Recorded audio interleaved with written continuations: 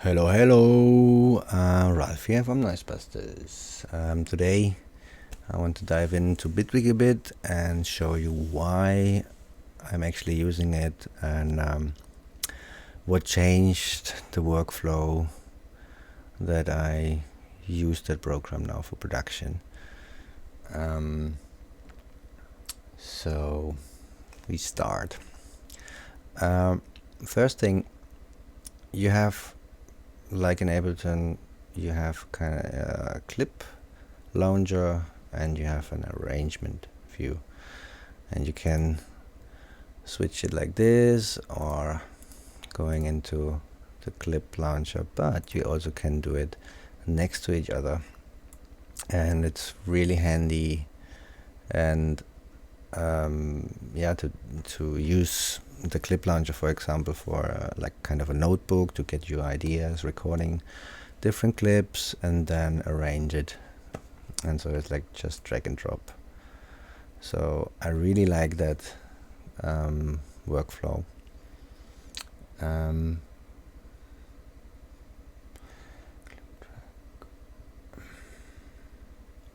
Yes. Then one of the cool things is if I want to edit, for example, multiple clips, I can do this. So I just select what I want and go into multi-edit, so you can see I can work on both in the same editor, which is really handy if you want to make this question and answer stuff and you don't know where the other recording is playing, and so it's much more easy to cut stuff out. Very handy feature. And what's also quite nice, or a big plus point for me, is if you have a clip, then it's not actually fixed to that audio recording, so I can cut stuff out if I want, or I take other sounds into, and then we are still in the same clip, you know, like that's the clip, and I can combine different audio recordings into one clip, and very handy. Or do fade-ins as well on every event, audio event they are called, actually, that's small bits. And very cool and very fast to edit. Love that.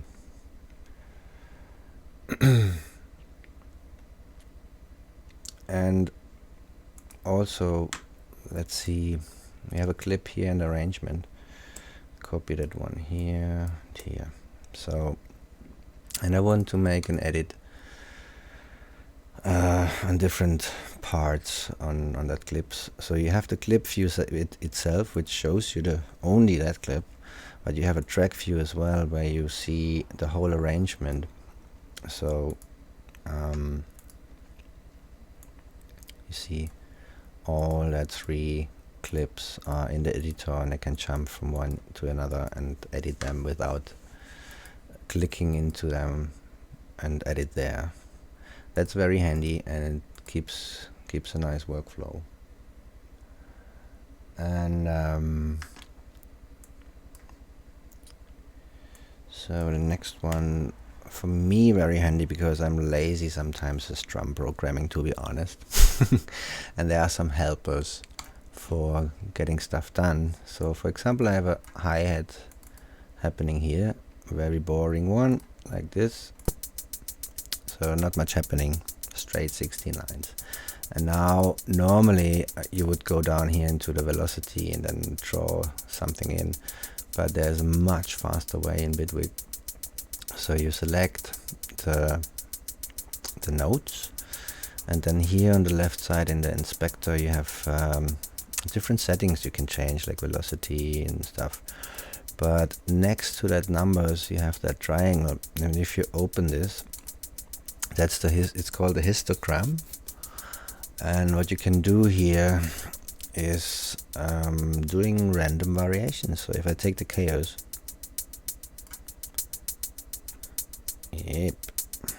for example, so instant groove, very easy. And then with the spread one, I can change the range of that randomness, or I go back to the original one and then try again. You know, and this makes it really fast to get groove stuff happening, you know. And also one cool thing is you can also use that with audio. So let's see, maybe you take, let's see what this is. For example, this sound.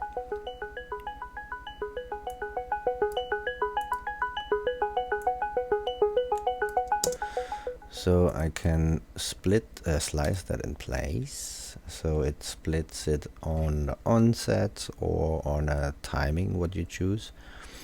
I choose timing now, 16s, that's fine.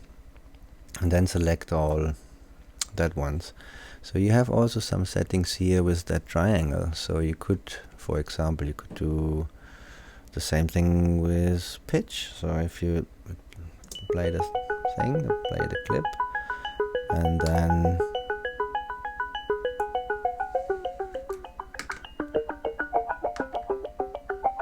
for example, very nice. And you can see here what it actually did to that pitch information. You can reduce it, you can go crazy. Very nice option. Instant fun. And this always took me ages in other DAWs to do, and that's why I like it here. It's so easy.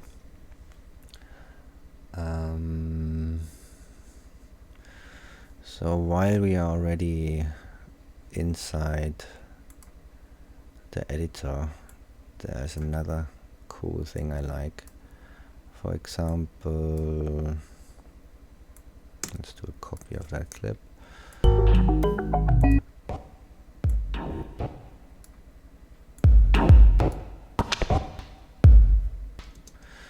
So you can actually take any sound what you want and stretch it how you want, even over the clip length if you like. And what's cool on this one, there are different warp modes like on other DAWs as well, but the cyclic one I really like because you can actually tune any stretched sound into the root node of your track again. So now you have that sound.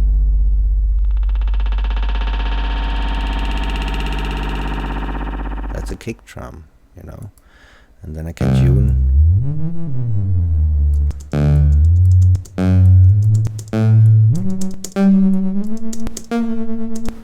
That's really handy. So you can pitch any sound into the song again, which is awesome, and it makes it really easy to stretch out your sounds and still have them in key in the track, and it's much more easy to do it inside Bitwig than in other DAWs, and that was one of the biggest game changers for me. I really love that option. And another thing, so what also kicked me to Bitwig is, let's take that bass.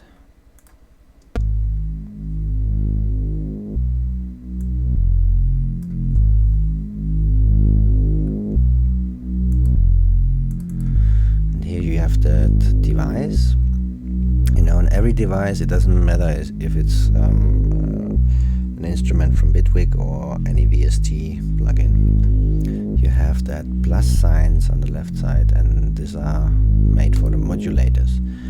And the modulators can control any parameter of your synthesizer. And that's very handy because you even don't have to know the synthesizer itself. It's just like, okay, I need an LFO on my cutoff, and then you just do it. And I, for example, take the LFO, put it on my cutoff.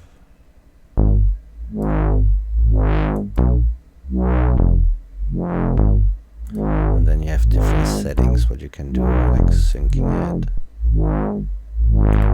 it, changing the speed,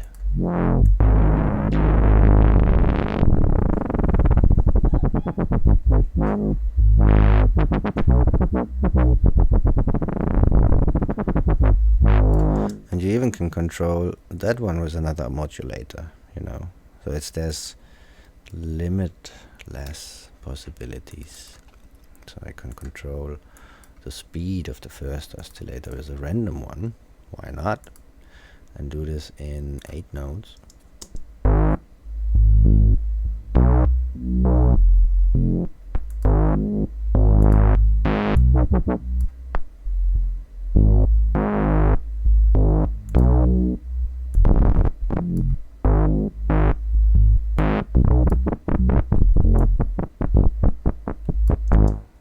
Whatever, you can do crazy stuff with this, and it's very easy to do this with any plugin. So lots of possibilities, and speeds up the whole creativity side.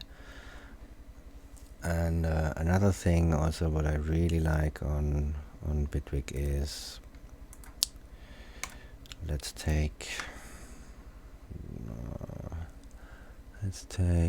this sound.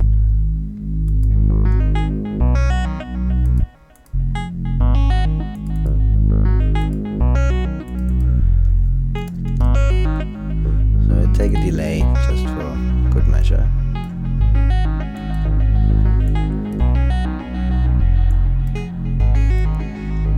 And you see that FX box here. That means I can affect only the feedback of the delay with an effect. So I take a distortion, for example,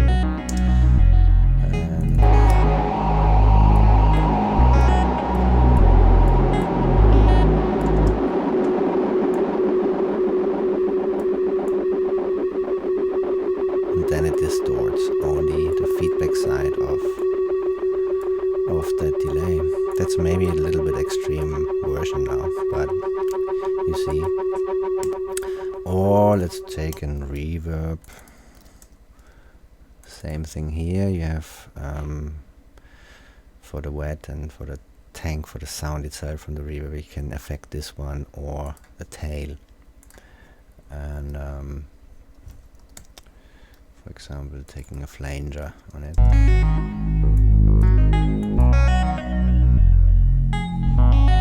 So you still hear the original sound, but the reverb is flanged, you know.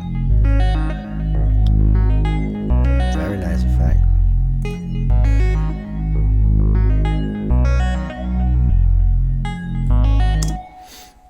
So that's also one thing I really love on Bitwig, that you can affect effects in different ways, kind of. Okay. So the next thing, I think most of you guys know that I use hardware and modulars as well. So I want to just show quickly that I can get my modular inside Bitwig easily, and it reacts like a VST instrument. So I have a ES8 module which connects via ADA to my sound card, and then you have 4 inputs which go into Bitwig and 8 outputs going out of Bitwig, and I can use that to play my oscillators in the Eurorack. So I have a pitch out which I send to the ES8 and the gate out, and then you can tune your oscillator that it fits into that you can play actually notes on your MIDI keyboard, and it sounds perfectly in sync or perfectly in pitch. So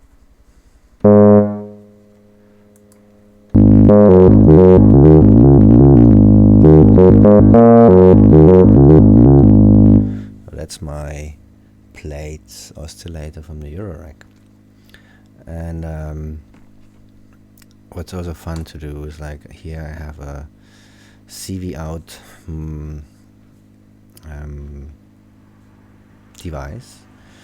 If I switch that on, I already set that up. So I took just the next free output from the ES8 and take an LFO and modulate this one. So I get this red line is now coming through the Eurorack and can use that as a modulator. So I put that one on modulation input from the plates, and then it sounds like this.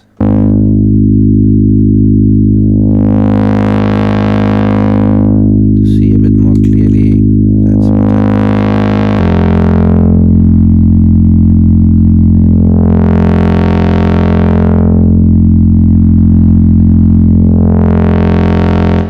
So if you wonder what that just thing is here, that's the FX grid, or the grid itself from Bitwig, from the new version. I just put in an oscilloscope and can use this one for checking out the waveforms and what happens to LFOs and different stuff, and see the wave shape actually. Very handy. And you can build nearly everything in the grid, from your own effects, your own synthesizer. What I use it for, sometimes I do random triggers in the FX grid and then send this out to my Eurorack to control different rhythms or sequences or filters, whatever comes in mind. And so you see, it's not a big difference if you use actually a VST plugin or hardware. It reacts the same. It's very flexible with Bitwig, the in and outs, the routing. And another one which is also quite nice. Let's say we have a full arrangement with 100 tracks and a lot of stuff happening, and you make some groups like this. Take this one, rename this one, maybe that would be the synth parts. And what's very handy, if it's getting to a lot of tracks, it can be overwhelming, and it's hard to find where you're working on. But here with that menu, I can switch through the groups, so I can say I only want to see the synth group, and then working on this one, and then when I'm finished, I go back to my project. That's very handy and love it. What else we have? Yeah, I mean, browsers are in all DAWs, I know, and it's that's a fundamental thing of a DAW, to have a browser to get your sounds, your presets. But what I really like on the Bitwig one is so fast. Like, for example, I'm on a, let's do another channel, and I double click and I type in, let's say, polysynth, and there it is, and the reaction is amazing. Like, it's super fast for that. And also what I like, if you double click, I made this different folders for my favorite plugins, and then I just, okay, I need a filter, I have a different section here, take it in, fine. And you also can, if you did a setting here in the browser, you can save that, so every time the browser is coming up again, you are in that state, and you don't have to search always through the whole thing. Very cool feature as well. Love that one. And also, check this out. That's the help menu for the devices, or anything what you do in Bitwig. Normally you would just have this as a picture, and then you can read here, blah blah blah, what everything is. But the cool thing here is, wait a second, I go back, that I can actually play. Good.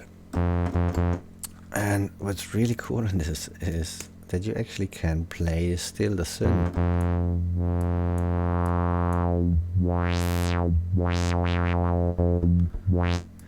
So it's kind of an interactive help menu, you can check out which section you want, and you can still play around with the sound. That's very cool.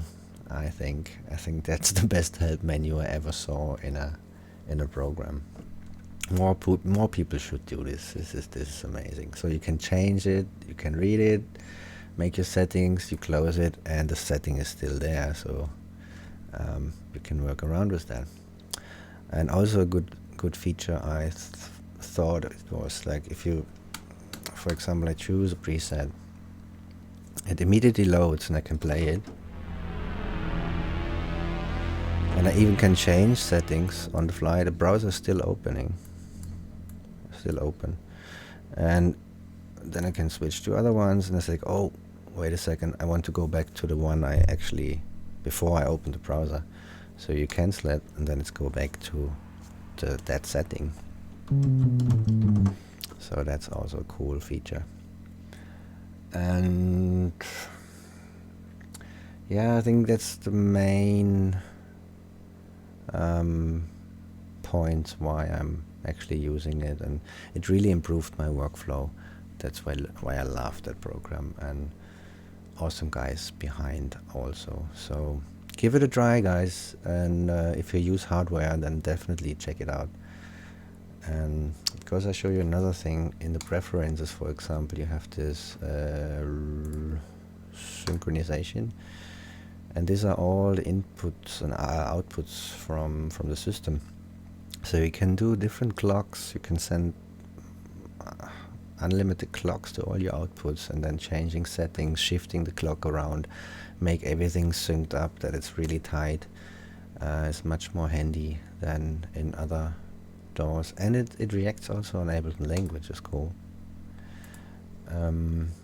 Or even to an external MIDI clock. So if you have a really stable external clock, you can use that one to sync up Bitwig. Yeah, that's all stuff which makes it just a bit more easier, and you make more music. You're staying in a creative process, and that's why I use it. So give it a try, guys, and see you next time. Bye.